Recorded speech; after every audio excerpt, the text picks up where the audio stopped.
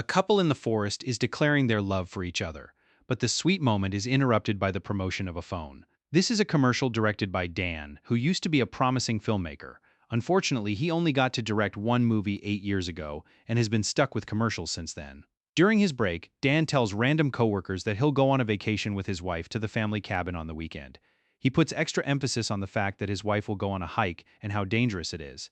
After work, Dan gets in his car and makes a mysterious call to confirm that the plan is still on. On the passenger seat, there's a bag with a hacksaw, duct tape, and rope. Before going home, Dan visits his father Michael at the nursing home and tells him about his trip too, once again putting emphasis on how dangerous it is. On TV, there's a new report about two convicted killers who just escaped prison. At home, Dan hides his bag of tools in the trunk under a blanket. His neighbor Rachel sees him and wishes him happy hunting, which he finds odd. Then his wife Lisa joins him in the car, and Dan announces very loudly that they're going hiking. Their relationship is tense, and they're clearly annoyed by each other. During the trip, Dan and Lisa keep throwing passive-aggressive comments and changing the music. Lisa is an aspiring actress, so she pulls out a play script to read and to avoid talking to her husband. When she insults the director of the play, Dan thinks it's an indirect insult toward him, and a new argument ensues. Eventually, Lisa asks Dan to at least pretend to be happy so they can relax. When they finally arrive at the cabin, Lisa immediately starts drinking wine while Dan puts away their groceries. Then he goes to the basement and unlocks a cabinet to confirm that the hunting weapons are still there. He spends the rest of the day cleaning the place, but Lisa only rests. There's some food on the floor, which Dan blames on rats. He also notices that one of his sweaters is missing. Later, the couple makes dinner together and Dan complains about the way Lisa chops garlic, causing another argument. Then they have their meal by the lake, and Dan explains that he ordered special ingredients to make her favorite food because he wanted this dinner to be special. However, Lisa points out that steak isn't her favorite food, and they have another small argument. After dinner, they play Scrabble, and Lisa gets annoyed because Dan uses weird words nobody knows. After a short argument, Lisa goes to bed. Dan copes by drinking by the lake. The next morning, Dan goes around the woods putting rocks in his bag. Once it's full, he hides it in the boat. Next, he takes out the tools from the trunk and gets them ready in the basement. After drinking to gain some bravery, Dan puts chloroform on a napkin and very slowly approaches Lisa. When he's about to attack, Lisa suddenly turns around in chest, knocking him out. Moments later, Dan wakes up tied to a chair and with wet pants because he peed on himself. Lisa asks about the chloroform, and Dan pretends it's cleaning fluid, but then she asks about the tools and the rocks in the boat. He tries to come up with excuses, however they sound stupid, and Lisa leaves the table. When Dan tries picking up the hacksaw with his mouth, the handle comes off. Lisa comes back with a gun and loads it before pointing it at him. She theorizes that he was planning to sedate her and tie her to the rocks to make her sink in the lake, but she doesn't understand what the saw is for. Dan explains that since bodies float, he was planning to chop her off and throw the pieces in the lake with the rocks. His story would be that she wandered off into the forest and never came back. After calling the plan dumb, Lisa wants to know why he wants to kill her, so he reveals that he knows she's been cheating with him. Lisa points out that they haven't gotten naughty in 2 years, and the last time was only their hands. Dan snaps and says he stopped touching her because she always criticized everything he did, which made him feel small. He wants a wife, not to feel like he married his mom. This makes Lisa snap back, saying she wants a man and not a toddler who doesn't have their things together. She also reveals she came to this trip with a plan too. Yesterday, Lisa told Rachel that Dan would be hunting this weekend, punting emphasis on how dangerous it was. Their conversation was interrupted by Henry, an old friend of Dan who spent some time in prison. The couple helped him out by paying him to do some chores. In the present, Lisa explains that she planned to make Dan take her out hunting, pretend she tripped, and shoot him by accident. Dan thinks it would have never worked because she's a bad actress and the police wouldn't have believed her. Lisa thinks they wouldn't have believed him either, so they start acting sad about each other's deaths to prove they can do it. Dan manages to cry first, so Lisa hits him in the face with the gun and considers shooting him now. At that moment, Henry appears behind her, so Dan keeps repeating it's hammer time until Henry finally hits her with a hammer to knock her out. 5 days ago, Dan and Henry met in an amusement park so the noise would cover up their conversation. Henry agreed to help Dan get rid of Lisa's body for the right amount of money, so Dan explained that Lisa was insured for $100,000 and he'd give him half. Henry also asked to hang out more and a document detailing this deal, which of course Henry wouldn't give him. In the present, Lisa wakes up tied to a chair in the basement. She easily removes the tape on one arm, so Henry rushes to add more. Dan wants to know why Lisa wants to kill him, so she calls him controlling, weak, and insecure. He pushed her to quit her job where she was making real money to make her focus on acting, But he wouldn't even give her a role in his movie. All she wanted was love and support. But Dan lost all their money, the car, and the house. Even if she divorced him, she'd never get away from the debt. Now Dan reacts and thinks she wants to kill him for the insurance money, ignoring all the other things she said. Henry mentions that he's getting $50,000, and Lisa tries to tell him the policy is actually for more, but Dan covers her head with a bag. As Lisa struggles to breathe, Henry points a gun at Dan and forces him to remove the bag. Lisa reveals that the policy is for $1 million and promises to give Henry half if he shoots Dan now. A desperate Dan offers even more money, so Lisa offers all of it. An argument ensues as they both keep offering things to Henry, like spending more time together. Tired of all the talking, Dan pushes Lisa and jumps on Henry to fight him for the gun in the struggle. They shoot a jukebox and music plays while they fight. Lisa manages to remove the tape and rushes to get the gun when it falls, but Dan fights her for it. They keep spitting on each other's faces and Henry tries to calm them down. But the gun is accidentally fired and he falls dead. Lisa and Dan argue over whose fault it is, and Dan realizes he has the gun now, so he hits Lisa before she runs away. Dan chases her to the kitchen and dodges a knife she throws at him. When he tries to shoot her, he's out of ammo, so he hits her with the gun to knock her down. While he reloads, Lisa stabs his foot with a knife, so Dan throws a pot in return. It breaks the window and falls outside, but it's still distracting enough for Dan to jump on Lisa and fight her for the gun. She pushes the table on his foot, so the resulting pain allows her to get the gun back. After Dan throws the knife, another chase begins. In the bedroom, Dan tackles Lisa and they fight over the gun again, this time accidentally shooting the ceiling. To their shock, they hear a scream. Suddenly, the ceiling breaks and 3 people fall through, knocking the couple out. 3 days ago, Allegra, Pete, and Todd escaped from prison. They ran through the woods, only stopping to camp at night. Eventually, they found the cabin and easily got inside because the key was on top of the door. It was they who took clothes from the closet and ate the food, dirtying up the place. Allegra and Pete got dirty on the table while Todd watched TV right next to them. They agreed to stay in the cabin for a few days until everyone forgot about them, but when the couple arrived, they were forced to hide in the attic. Allegra wanted to kill them in their sleep. However, Pete wanted to lie low. She had no choice but to relieve herself in a can. When they were bored, they played charades. The moment the couple shot at the ceiling, they hit Todd in the butt, causing him to jump around until the ceiling broke. In the present, the criminals have tied up Dan and Lisa to chairs in the basement. They've also wrapped Henry before getting rid of the body. To keep their victims dehumanized, Pete names them Ron and Hermione. He asks them if it felt good to kill Henry, but they insist it was an accident and start arguing even now. When Dan asks the criminals what they want, Pete explains that he and Todd were in prison for 7 years and Allegra was their corrections officer. Allegra and Pete fell in love, so she helped them escape. Now Pete wants some money, but he found only a few bucks in their bullets. Lisa swears they don't have more because Dan isn't good with money, and they start arguing again. Then Allegra frees Dan, saying that they'll play a game she and the other guards played in prison. 2 prisoners were thrown in the laundry room and had to struggle in a circle to see who could overpower the other first to do the naughty. The giver got cigarettes, the receiver only got done. Todd draws a circle on the basement floor and Dan is thrown into it. The men start wrestling, and Dan manages to hit Todd in his gunshot wound, allowing him to run out of the circle.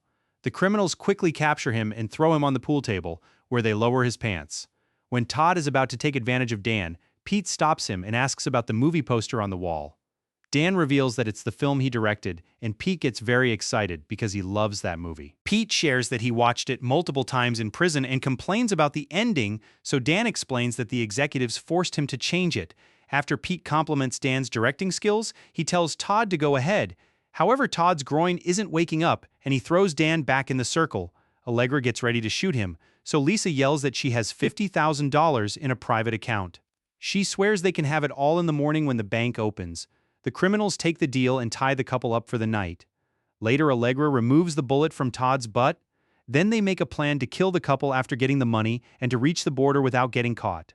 Pete wants to get rid of the car after killing the couple, but Allegra sees it as a personal dig and argues with him until she leaves the room. In the basement, Lisa remembers how much in love she used to be with Dan and wonders how they got here. She realizes she secretly wanted Dan to learn about her affair because she wanted him to fight for their relationship, and she apologizes. Dan doesn't answer. Instead, he kicks the net in the pool table to make a ball fall. Then he screams until Todd comes to the basement, and Dan tells him he has to go to the bathroom. Before untying him, Todd squeezes Dan's groin as a warning. When he guides him to the bathroom, he first removes the lid from the toilet to avoid an attack. While Dan does his thing, Todd teases a terrified Lisa with the "I'm not touching you" game. Soon Dan comes out and Todd notices that one of his feet is bare. Dan hits him with the pool ball that he's hidden in his sock to knock him out. Afterward, Dan gives Todd's knife to Lisa and sneaks upstairs where Pete is apologizing to Allegra and she asks to get naughty again. Soon Lisa frees herself and goes upstairs as well. When Todd takes too long, Pete and Allegra go to the basement and wake him up. At that moment, Lisa runs outside and the noise alerts the criminals, who immediately come after her. The group splits to look for the couple, so Lisa takes the chance to check the car. Unfortunately, the keys aren't there, so she has to go back inside to look for them. At the same time, Todd's flashlight runs out of batteries and returns to the house too, so he catches Lisa red-handed. He makes her drop the knife and takes the boat keys before announcing that the deal is over. As Dan slowly approaches, a desperate Lisa tells Todd that she's pregnant and she didn't say anything before because Dan isn't the father. Todd doesn't believe her and is about to shoot her anyway, so Dan jumps on him and stabs him in the shoulder with a figurine. The gun falls and the resulting gunshot alerts Allegra and Pete. Then Todd punches Dan and throws the figurine at his head, making him fall. Dan reaches for the gun and Todd fights him for it, so Lisa appears behind him to bite a piece of his ear off. Todd pushes her and Dan grabs the gun, but Todd moves fast and attacks him again, disarming him before hitting him a few times and throwing him into the pantry. Todd also throws Lisa into a cabinet, so she grabs the bleach bottle and sprays his eyes. Then Lisa breaks a jar on his head and rubs his face on the broken glass before kicking him a few times. Todd catches her leg and picks her up to throw her on the table. Next, he takes some cables from a lamp and starts choking her, but he stops when he sees Dan run to the gun. While the men fight again, Lisa runs to get a knife and stabs Todd in the back. His muscles are so thick that he isn't bothered at all, so Lisa grabs more knives and stabs him multiple times. When Todd finally turns around to go after her, Dan stabs his head with the figurine. Todd keeps walking and Dan rushes to get the gun, which doesn't have ammo left. Dan suddenly quotes Harry Potter before collapsing. Hearing the other criminals approaching, the couple rushes to hide upstairs. In the closet, Dan blames himself for everything since he gave up when things started to fall apart. He gives Lisa the boat keys and tells her to leave without him to protect the baby. However, Lisa clarifies she lied to distract Todd and she isn't really pregnant. Dan admits that it was the best acting he's ever seen. When Pete is about to find them, Dan jumps out to tackle him and the couple runs away. As soon as Lisa comes out, Allegra tackles her and gets ready to shoot her, but Dan knocks her down and hurts her hip. Then Pete jumps through the window and lands on Dan, so he starts beating him up. Lisa takes the chance to stab him with a rake and tries to run, but Todd returns and captures her. Pete breaks the rake to get the handle and drags Dan by the hair, saying that killing gets boring after doing it too many times. Then he stabs Dan's hand with the broken handle. After monologuing some more, Pete turns on the lawnmower and tries to smash Dan's head into the rotating blades. Dan uses his hands to block it and ends up losing a few fingers. Suddenly, the group hears music and a car runs over Pete. The driver turns out to be Michael. 6 hours ago, a neighbor was on his way to the supermarket when he saw the mess in the cabin, so he called Michael to alert him. Michael tried to leave the retirement home, but a nurse stopped him, so Michael beat him up with his cane and took his car keys. It was a very modern car and he didn't know how to use the digital controls, so he didn't choose the music. He stopped at the gas station to fill up the tank and left without paying. In the present, Allegra drops the gun to check on Pete, so Michael picks it up and immediately blows up Todd's head. When Michael is about to kill Pete too, Allegra stabs him from behind, causing him to accidentally shoot her foot. Pete comes closer to mock Michael, who bites the tip of his nose off. As Pete knocks Michael down to start choking him, Michael tells his son to run. Dan and Lisa rush to get in the car, but it only works for 2 minutes before it gets stuck. Now the couple has to watch how Pete kills Michael by throwing him on the lawnmower. They try the car again, and this time it does take off. However, Pete shoots it a few times and causes it to crash into a tree. Dan tells Lisa to go to the boat while he takes care of things. Meanwhile, Allegra asks Pete for help, but instead he announces he wants to break up. When he checks the car, the couple is already gone. Allegra goes back inside to clean her foot with alcohol and bandage it. However, Dan appears to kick her leg and break it. He raises the gun and asks for his sweater, but Allegra starts begging for mercy and quickly changes to insulting him. Dan gets so annoyed that he shoots her in the face. At the pier, Lisa gets in the boat and tries to leave, but it won't start. After turning a few handles, the engine finally works, but unfortunately Pete shows up and leaves with her. Lisa yells for help and Dan runs to the pier where he grabs the boat's rope.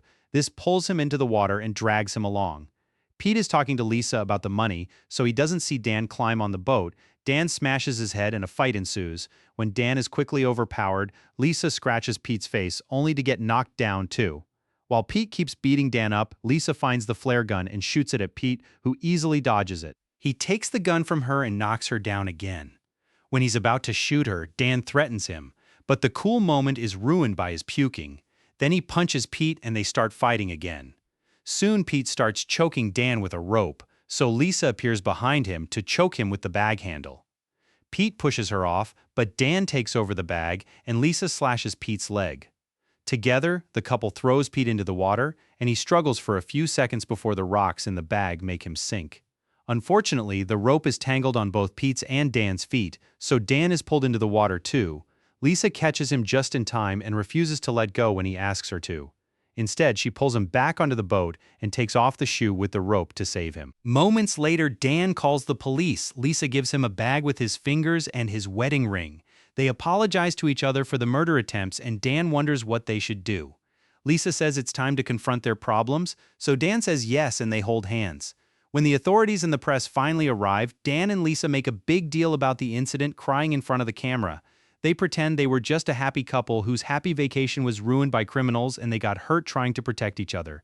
Soon their faces are all over the media and Michael's death is given attention to because he was a veteran. The couple appears as guests in talk shows and their story is picked up for a movie, which will be directed by Dan with Lisa as the star, but it's direct to streaming. When the movie finally comes out, fake Dan and Lisa are shown as amazing warriors who beat up the criminals. Dan finally has the power to do what he wants, and he and celebrate their success with a kiss.